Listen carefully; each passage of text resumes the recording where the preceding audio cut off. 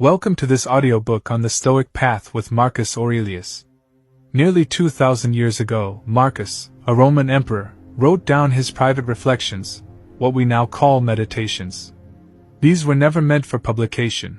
They were his way of reminding himself how to live with clarity, resilience, and purpose. And yet, today, his words still speak directly to us, offering a practical guide for overcoming challenges in work, relationships, and personal life. What makes Marcus Aurelius especially inspiring is not just his role as emperor, but the fact that he struggled deeply. He battled chronic illnesses, constant pain, fatigue, and the emotional weight of burying several of his own children. He faced betrayals, political turmoil, and even plagues that devastated Rome. Yet, through it all, he never let suffering cloud his reason or corrupt his character. He transformed hardship into strength. In this audiobook, we'll walk through key Stoic principles from Meditations, explore how Marcus himself applied them in the face of sickness and adversity, and see how you can use them today to thrive in both your personal and professional journey. Chapter 1: Master Your Perception. Marcus wrote that the soul becomes dyed with the color of its thoughts. He understood that our perceptions shape our reality. Events themselves are neutral. It is our interpretation that makes them seem good or bad. Marcus suffered from chronic chest and stomach pains, likely from ulcers or tuberculosis. He also endured migraines and insomnia. In moments of weakness, he could have easily thought, "Why me? This is unfair. My body is failing me." But instead, he reminded himself, pain is only what you perceive it to be. He wrote, "If it's unbearable, it ends soon. If it lasts, it can be endured." For us today, this principle is a powerful tool.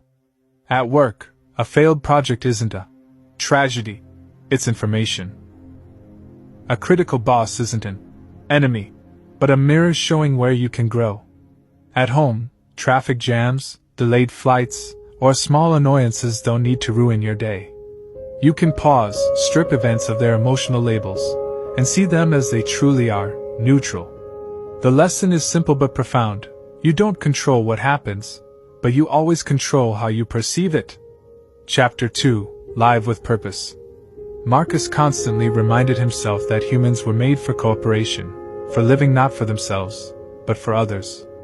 He wrote, "What injures the hive, injures the bee."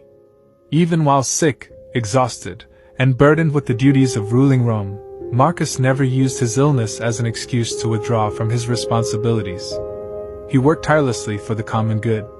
He attended council meetings even when his body screamed for rest. He believed every action should be aligned with justice, service, and purpose. For us, this means, at work, don't chase recognition, chase contribution. Collaborate for the success of your team, not your ego. In family life, show up with love and commitment, because mutual support is at the core of being human. In your community, lend a hand, volunteer, or even just act kindly in daily interactions. Marcus shows us that a meaningful life is one in which even the smallest actions are done with intention. Chapter 3: Embrace what you cannot control. Marcus knew suffering wasn't just physical. He lost multiple children to illness, a grief almost impossible to bear. He ruled during the Antonine Plague, which killed millions. He faced betrayal from friends and generals he once trusted. How did he respond? By embracing the Stoic discipline of will, to accept without bitterness what lies beyond one's control. He reminded himself, "The impediment to action advances action. What stands in the way becomes the way." In today's world, unexpected events, layoffs, illnesses, relationship changes, often feel overwhelming. But Marcus teaches us that obstacles can become opportunities. A career setback can teach resilience and spark innovation. A personal loss, though deeply painful, can help us grow in compassion and perspective. Acceptance is not about passivity, it's about shifting energy away from resentment toward constructive action. Chapter 4: Dealing with Difficult People. Marcus begins one meditation by saying, "When you wake in the morning, remind yourself, today you will meet the meddling, the ungrateful, the arrogant, the deceitful." He knew human nature was flawed, and he prepared himself for it. As emperor, he was constantly surrounded by politics, envy, and betrayal. Yet he chose kindness as his weapon. He wrote, "The wrongdoer has acted out of ignorance of good and evil." Instead of anger, he practiced patience. Instead of revenge, he chose understanding. For us, at work, when colleagues undermine or criticize you unfairly, pause before reacting. Ask, why are they acting this way? Often, it's insecurity or ignorance. At home, when family members frustrate you, remind yourself, they too are human, they too are struggling. The lesson is not to allow others' flaws to poison your own inner peace. Chapter 5. Remember life's transients. Marcus never forgot how fragile life was. Plague swept through Rome. Friends, family, and even emperors before him had fallen. He often meditated on death, not to be morbid, but to sharpen his focus on living well today. He wrote, "Time is a river, a violent current of events. As soon as a thing appears, it is carried away, and another comes in its place." For us, this is a call to presence. Don't postpone kindness, gratitude, or meaningful work for tomorrow. Don't cling too tightly to titles, wealth, or recognition, they are temporary. Do what is just, honest, and purposeful now. Life's brevity, Marcus believed, is not a curse, but a gift. It reminds us to live with urgency and authenticity. Chapter 6. The Practice of Self-Reflection. Meditations itself is a collection of self-reminders. Marcus didn't write to impress anyone.